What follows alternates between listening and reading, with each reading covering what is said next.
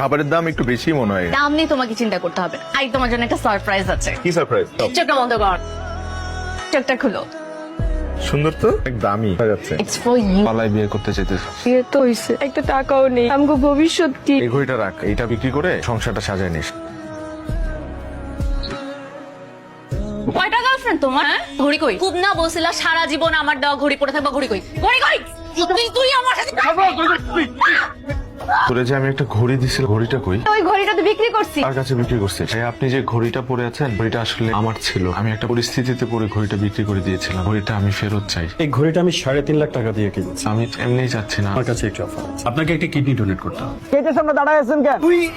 তোর বিয়েতে কিছুই দিতে পারলাম না। এই ঘড়িটা বিয়ের গিফট। ঘড়িটার পেছনে একটা গল্প আছে। তুই চুপ কর। না, ঘড়িটা ভাইয়া ওনার গার্লফ্রেন্ড দিয়েছিল। ওনার গার্লফ্রেন্ড ওনাকে ভুল বুঝে খুব অপমান করে। ঘড়িটা ফিরিয়ে আনার জন্য ভাইয়া তার একটা কিডনি বিক্রি করে দেয়। ভালো থাকবেন।